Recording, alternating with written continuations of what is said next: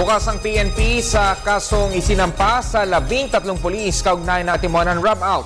Ayon sa pulisya, nakahanda silang arestuhin ang mga ito sa oras na matanggap ang inisyong arrest warrant ng korte.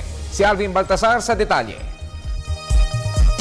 Kasunod ng pagsasampa ng Justice Department ng kasong multiple murder laban sa 13 pulis na ibinadawit ngayon sa Timonan shootout, 3 sa mga akusado ang hindi na ngayon makita.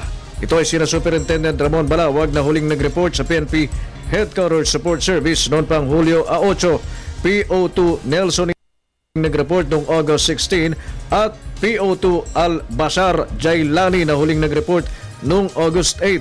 Ang 3 nawawalang akusado nasa AWOL status na at posibleng tuluyan ng ma-dismiss sa serbisyo kung tuluyan ang hindi magpapakita. Hindi sila nag-response, so declared sila AWOL. The consequence of being AWOL is that kung na-charge ka na AWOL, you'll be dismissed from the service. And when you will be dismissed from the service, then forfeited yung mga benefits mo sa retirement.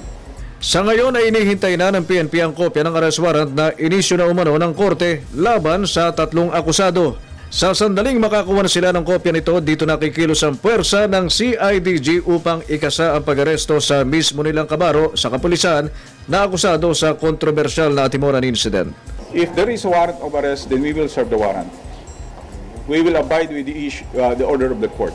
13 ang napatay sa nasabing pangyayari kung saan isa sa mga pangunahing inakusar ay si Superintendent Ansel Marantan at 12 iba pa, habang sumabit din si Chief Superintendent James Melad na nooy Region 4 pero inabsuelto ng DOJ.